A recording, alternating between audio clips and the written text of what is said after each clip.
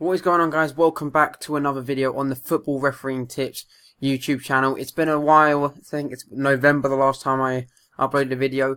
However, I've just seen this.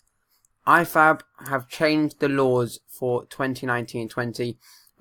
So for next season, there is quite a few changes that they've added in. And I'm just going to go through all of them, see what the changes are, and the opinions on them. I've read a few of them, but I haven't read all of them yet, so we're going to go through it together, see what's going on, and see what the kind of changes are. But yeah, as you can see, the first one, the dropped ball, laws 8 and 9. Changes: if play is stopped inside the penalty area, the ball will be dropped for the goalkeeper. So there's no more contested drop ball. You just give it straight to the goalkeeper and get on with it. Don't mind that. I'll probably do that anyway. If play is stopped outside the penalty area, the ball will be dropped for one player of the team that last touched the ball at the point of the last touch. So again, giving it back to the team that had possession of the ball. Again, don't mind that. I think that's pretty good. In all cases, all the other players of both teams must be at least 4 meters away. Yep. And if the ball touches the referee or another match official and goes into the goal, team possession changes or a promising attack starts, a drop ball is awarded. Which, yeah, I understand that. No one wants to see it bounce off the referee and go in the goal. And I think it makes the game worse for you as well in terms of match control. But then again, it can stop the game quite a lot if you're getting hit by the ball. It can stop the game, and that will just get people annoyed, the players, the fans watching. I think it could annoy a few people, but we'll see how it works. The explanation there, I'm not going to read the explanations. But you can, if you want to pause the video. Free kicks, law 13 changes. When there is a wall of 3 or more defenders, the attackers are not allowed within 1 yard of the wall. An attacker less than 1 yard from the wall when the kick is taken will be penalised with an indirect free kick. I like that change because you see players pushing around in the wall and it's difficult whether you give a free kick or not, and I think that can definitely get rid of that.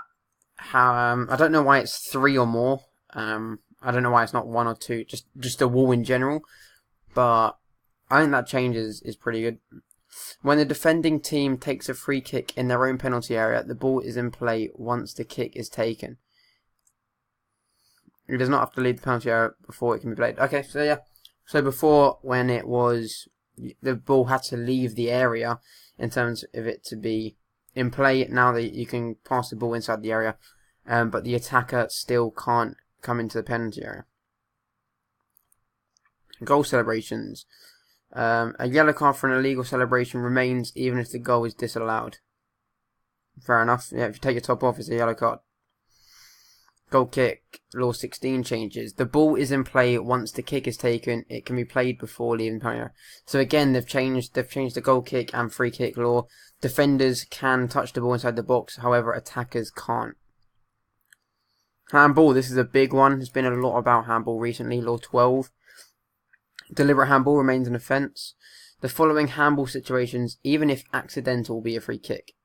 The ball goes into goal after touching an attacking player's arm or hand. Yeah, so even if it's down by the side, if it touches the arm and goes in, free kick. I think that's a good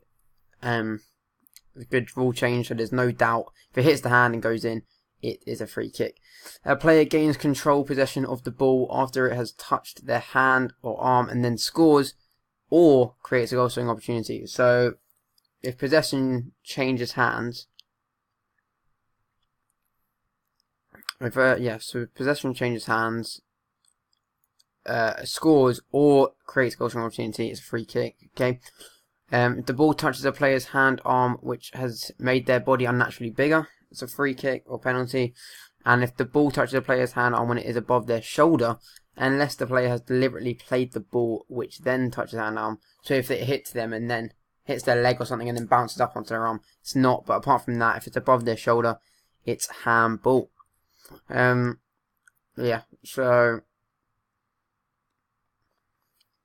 if the ball touches a player's hand arm directly from their own head, body, foot, or of another player, head, body, foot is close, it's not a free kick.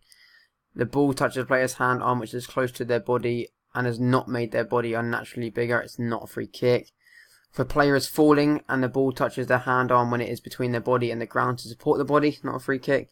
And if the goalkeeper attempts to clear, release into play, a throw-in or a deliberate kick from a teammate, but the clearance fails, the goalkeeper can handle the ball.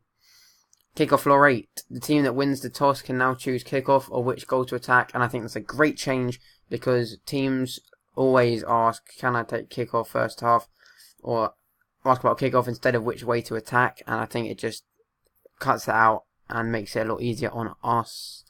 Medical breaks. You can now have a cooling break, 90 seconds to 33 minutes, and a drinks break, maximum 1 minute. Penalty kick. The team's penalty taker can have quick treatment assessment and then take the penalty kick instead of having to go off and not being able to take the penalty, having to wait on the side. The goalkeeper must not be touching the goalpost, crossbar, net.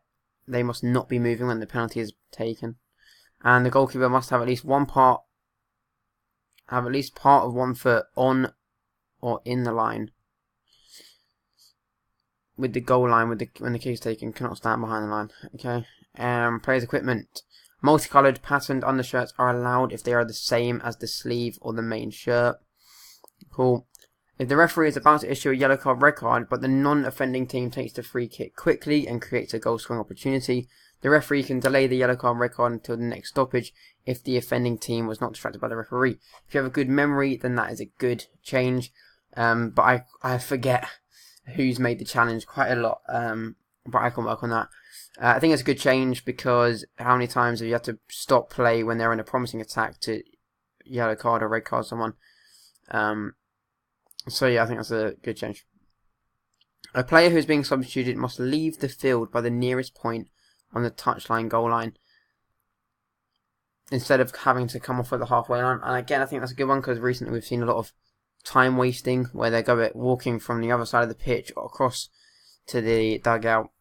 It's a good change. It can be a bit hectic if someone's going off the other side of the pitch. They're walking around. They're still in the vicinity of the pitch. They can run on and maybe stop the ball from going in the back of the net. It could be a bit hectic, but if it all works well, I think that's a good change.